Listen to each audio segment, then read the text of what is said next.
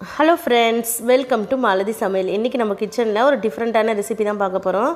இப்போ அதுக்கு ஒரு 6 முட்டை அளவுக்கு நான் எடுத்து உடைச்சி வச்சுருக்கேன். இது நல்லா மிக்ஸ் பண்ணிடுங்க. இப்போ இதோட ஒரு பொடியை கட் பண்ண பச்சை மிளகா ஒரு 2 எடுத்துருக்கேன். கொத்தமல்லி கொஞ்சம் ஆட் பண்ணிக்கோங்க. நல்லா ஈவனாக மிக்ஸ் பண்ணிடுங்க. இப்போ கொஞ்சமாக பெப்பர் தூவிக்கலாம். ஒரு அரை ஸ்பூன் போல் பெப்பர் ஆட் பண்ணிக்கோங்க. இப்போ முட்டைக்கு தேவையான உப்பு ஆட் பண்ணிக்கலாம். இது நல்லா மிக்ஸ் பண்ணிடுங்க. உப்பு நல்லா கரைஞ்சி எல்லா இடமும் ஈவனாக வர வரைக்கும் நல்லா மிக்ஸ் பண்ணிடலாங்க. ஒரு நிமிஷத்துக்கு நல்லா மிக்ஸ் பண்ணிடுங்க கைவிடாமல்.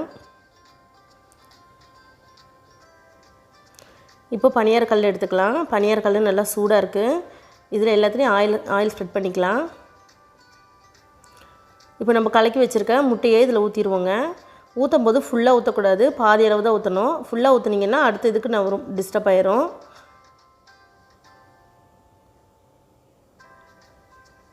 இந்த அளவுக்கு ஊற்றினா போதும், பாதி அளவுக்கு ஊற்றிக்கலாம். இது ரொம்ப டிஃப்ரெண்ட்டாக இருக்குங்க.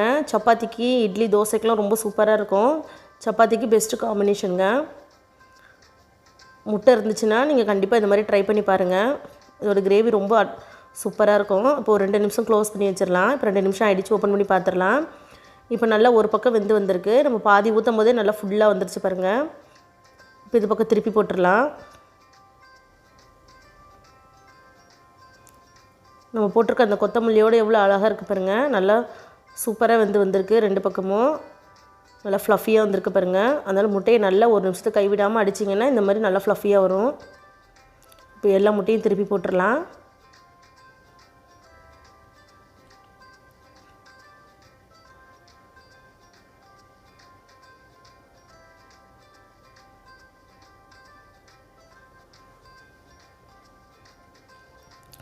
இப்போ எல்லா முட்டையும் திருப்பி போட்டாச்சு. இப்போ இது ஒரு நிமிஷம் க்ளோஸ் பண்ணி வச்சிடலாங்க. இப்போ இன்னொரு பக்கம் நல்லா வேகட்டும். இப்போ ஒரு நிமிஷம் ஆகிடுச்சு, ஓப்பன் பண்ணி பார்க்கலாம். பாருங்கள், 2 பக்கமும் நல்லா வெந்து வந்திருக்கு. நல்லா சாஃப்டாக இருக்குது பாருங்கள். இப்போ இது எல்லாம் வெளியே எடுத்துடலாம். இது போல் இருக்கிற மாவில் எல்லாம் இருக்கிற முட்டையெல்லாம் இந்த மாதிரி ஊற்றி எடுத்துடலாங்க. இந்த டைப்பில் ஒரு வாரம் செஞ்சு பாருங்கள், ரொம்ப சூப்பராக இருக்கும். சப்போஸ் உங்கள்கிட்ட பனியார கல் இல்லைன்னா நீங்கள் குழிக்கரண்டியில் கூட நீங்கள் இந்த மாதிரி ஊற்றி கிரேவி பண்ணலாம். அதுவும் ரொம்ப நல்லாயிருக்கும். இப்போ இருக்கிற முட்டையெல்லாம் ஊற்றி எடுத்து வச்சிடலாம்.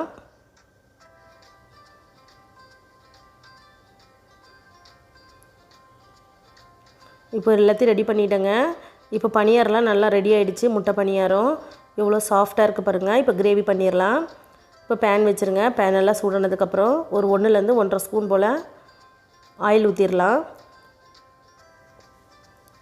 இப்போ ஆயில் ஊற்றிட்டு ஆயில் நல்லா சூடாகட்டும்.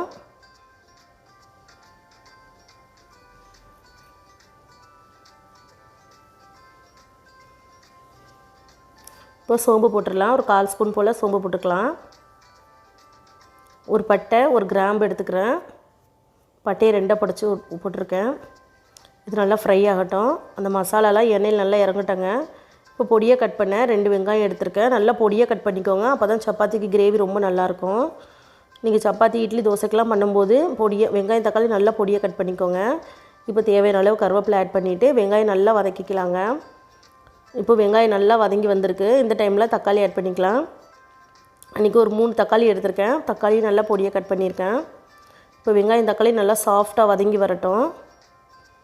இப்போ இந்த அளவுக்கு நல்லா வெங்காயம், தக்காளி சாஃப்டாக வதங்கியிருக்கு பாருங்கள்.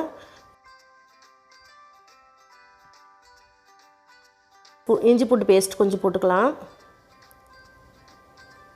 ஒரு அரை ஸ்பூன் போல் போதுங்க. நம்ம முட்டை குழம்புன்றதுனால கம்மியாக இஞ்சி பூண்டு ஆட் பண்ணிக்கலாம். ஒரு அரை ஸ்பூன் போல் ஆட் பண்ணிவிட்டு பச்சை வாசனை போகிற வரைக்கும் நல்லா மிக்ஸ் பண்ணிடலாங்க. இப்போ மசாலா பார்த்துடலாம்.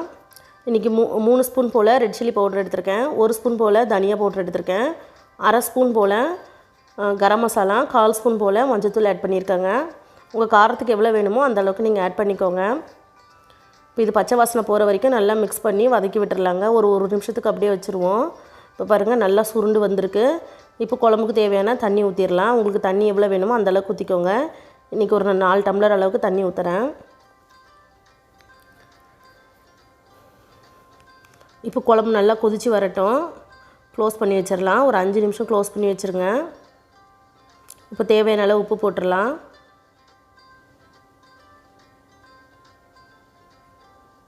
உப்பு காரெல்லாம் செக் பண்ணிக்கோங்க. நல்லா குழம்பு கொதிக்க ஆரம்பிச்சிருச்சு.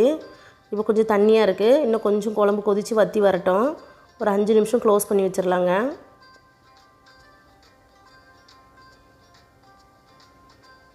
இப்போது நல்லா குழம்பு கொதித்து நல்லா திக்காக வந்திருக்கு. கரெக்டாக 5 நிமிஷம் வச்சுருந்தாங்க மீடியம் ஃப்ளேமில். இப்போ தேங்காய் ஊற்றிடலாம். தேங்காயில் ஒரு 1/4 ஸ்பூன் போல் சோம்பு அரைச்சி ஊற்றுங்க. அதோடய ஃப்ளேவர் ரொம்ப நல்லாயிருக்கும். தேங்காய் ஊற்றிட்டு ரொம்ப நேரம் கொதிக்கக்கூடாது. ஒரு நிமிஷம் நல்லா கொதித்ததுக்கப்புறம் நம்ம வச்சுருக்க முட்டையை இதில் ஆட் பண்ணிடலாம். அவ்வளோதான். டேஸ்ட்டு சூப்பராக இருக்குங்க. கண்டிப்பாக நீங்களும் ட்ரை பண்ணுங்கள். இப்போ முட்டையை போட்டு ஒரு நிமிஷம் அப்படியே வச்சுட்டேங்க. இப்போது இந்த குழம்புல இருக்க சாரெலாம் முட்டையில் நல்லா இறங்கி நல்லா திக் கிரேவி ஆகிடுச்சு. எவ்வளோ சூப்பராக இருக்குது பாருங்கள். உப்பு செக் பண்ணிக்கோங்க. இப்போ கொத்தமல்லி தூவி அடுப்பை ஆஃப் பண்ணிடலாம். நம்மளுடைய சப்பாத்திக்கு சூப்பரான சைட் டிஷ் ரெடி ஆகிடுச்சு.